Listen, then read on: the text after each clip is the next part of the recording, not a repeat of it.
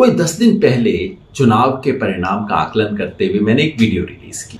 करोड़ों लोगों ने देखा, लाखों प्रतिक्रियाएं आई, सवाल पूछे गए। सबने कहा कि भाई 4th पेज से पहले आपने किया था, अब फाइनल मूल्यांकन क्या है?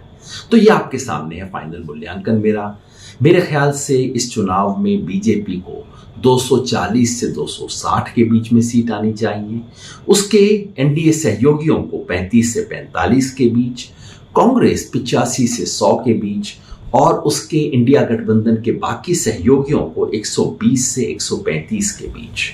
मतलब 400 पार वाली बात तो टोटल हवाई थी।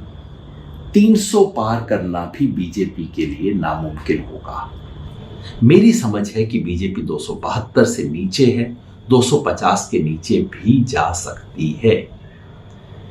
इंडिया अलायंस 205 और 235 के बीच में कहीं है, यानी कि बहुमत से पीछे है, एनडीए से पीछे है। लेकिन अगर आने वाले कुछ दिनों में उत्तर प्रदेश और बिहार में कुछ बड़ा बदल हो जाता है तो ये संभावना से इनकार नहीं किया जा सकता कि उस एक्सट्रीम सिचुएशन में इंडिया गठबंधन एनडीए से आगे निकल सकता है, मगर आज है नहीं। मेरे पास कोई एग्जिट पोल नहीं है, सीधा साधा मोटा जमीनी मूल्यांकन है, लेकिन कहीं कुछ चुभ गई है बात, बहुत सवालों की बौछार हो गई है। एक बात हर कोई पूछता है कि साउथ में और ईस्ट में क्या बीजेपी गेन नहीं कर रही और वहां के गेन्स होंगे, बाकी के लॉसेस तो बराबर हो जाएंगे। इस बात में छोटा सा सच का अंश है। सच का अंश ये है कि हाँ, जो तटीय पट्टी है केरला से लेकर उड़ीसा तक, इसमें बीजेपी के वोट बढ़ेंगे, थोड़ा सा सीट का भी फायदा होगा। शुरुआत यहीं से कर लेते हैं, बीजेपी के गेन्स देख लेते हैं। फायदा उतना नहीं जितना वो सोचते हैं। केरला, तमिलनाडु और पौंडीचेरी मिला के बीजेपी की अपनी सीट सिर्फ 2 बढ़ सकती है। एलाइज को भी 2 और सीट आ सकती है। आंध्र में बीजेपी के एलाई टीडीपी और जनसेना ने बहुत अच्छा परफॉर्म शायद किया है। कुल मिला के इन्हें 15 सीट आ सकती हैं। बीजेपी की अपनी सीट बढ़ेंगी 3। तेलंगाना में इस बार सीधे कांग्रेस और बीजेपी का मुकाबला हो गया है और ऐसे में कांग्रेस की सीट भी बढ़ेगी, बीजेपी की सीट भी बढ़ेगी। ये भी संभव है कि लगभग बराबर हो जाए। मान लीजिए 4 सीट बीजेपी की और बढ़ गई, पहले ही 4 थी, 8 पे पहुंच गई। उड़ीसा, बीजेपी के पास ऑलरेडी 8 सीटें हैं, 4 सीट और बढ़ सकती हैं। विधानसभा में हारेंगे लेकिन लोकसभा में उनकी परफॉर्मेंस इंप्रूव होगी। कितना फायदा हुआ कुल मिला के? 13 सीट का। अब दक्षिण भारत के बाकी बचे हुए राज्य पे आ जाइए। कर्नाटका, खाली कर्नाटका में बीजेपी को कम से कम 13 सीट का नुकसान है। 25 सीट बीजेपी के पास हैं, एक उनके सहयोगी के पास थी। 12 से ज्यादा इस बार बीजेपी की नहीं आ रही, तो 13 सीट का जो फायदा बाकी सब राज्यों में हुआ वो अकेले कर्नाटका में बराबर हो गया। बच गया ईस्ट। बंगाल में दोनों तरह की बहुत रिपोर्ट आई है और काफी देखने के बाद मेरा मोटा मानना है कि बीजेपी जो गिरावट हुई थी उससे उठ के वापस 18 के करीब कहीं आ जाएगी। ना कोई बड़ा गेन, ना कोई बड़ा लॉस। नॉर्थ ईस्ट में पिछली बार बीजेपी ने बहुत अच्छा परफॉर्म किया था, असम और सारे राज्यों में।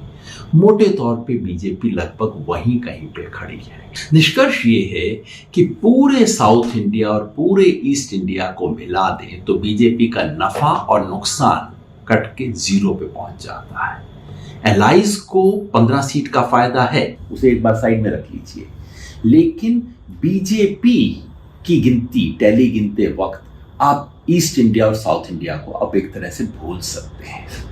अब देखिए सिर्फ ये जो बाकी इलाका बचा है, जहां पिछली बार बीजेपी ने स्वीप किया था, यहां पे बीजेपी की कितनी सीट कम होती हैं, वही उसकी नेशनल टैली में कम होती है। शुरुआत करते हैं महाराष्ट्र से। महाराष्ट्र में पिछली बार एलाइज के साथ एनडीए को 42 सीट थी। इस बार कम से कम 20 सीट का नुकसान है। 5 सीट का नुकसान बीजेपी को, 15 का एलाइज को। राजस्थान में कम से कम 10 सीट का नुकसान है। चलिए इसके अंदर गुजरात भी जोड़ देते हैं, दोनों में मिला के 10 सीट का नुकसान। मध्य प्रदेश छत्तीसगढ़ में कम नुकसान है, लेकिन अगर उसके साथ आप झारखंड भी जोड़ दें तो तीनों में मिला के 10 सीट का और बीजेपी को नुकसान। हरियाणा में बीजेपी के खिलाफ एक आंधी सी है, हरियाणा और दिल्ली में 10 सीट का नुकसान, और उधर पंजाब, हिमाचल प्रदेश, चंडीगढ़, जम्मू कश्मीर, लद्दाख में मिला के 5 सीट का और नुकसान। बच गया उत्तर प्रदेश और उत्तराखंड, जहां मेरे अनुमान से बीजेपी को कम से कम 10 सीट का नुकसान है। बिहार में बीजेपी और उसके एलाइज को पिछली बार 40 में से 39 सीट थी, कम से कम 15 सीट का नुकसान है। 5 सीट का बीजेपी को, 10 सीट का नुकसान उसके एलाइज को। अब इस सारे को जोड़ के देखते हैं। कुल मिला के बीजेपी को 55 सीट का नुकसान, मतलब पिछली बार 303 से 248, और बीजेपी के सहयोगियों को यहां 25 सीट का नुकसान, लेकिन पहले 15 सीट का फायदा था, तो नेट 10 सीट का नुकसान। इस आधार पे मैं कहता हूं बीजेपी 240 से 260 के बीच में कहीं, और बीजेपी के सहयोगी 35 और 45 के बीच में कहीं। मतलब ये कि ये चुनाव पलट चुका है, और अगर आने वाले 2 चरणों में उत्तर प्रदेश, बिहार और हरियाणा और दिल्ली में यह आंधी अगर और पकड़ ले तो ये भी हो सकता है कि एनडीए ही 272 के नीचे रुक जाए। ये वो सच है जो मीडिया, पोलस्टर, एक्सपर्ट आप तक पहुंचने देना नहीं चाहते। ये वो सच है जो मेरा फर्ज है आप तक पहुंचाना, और आपका फर्ज है आगे हर व्यक्ति तक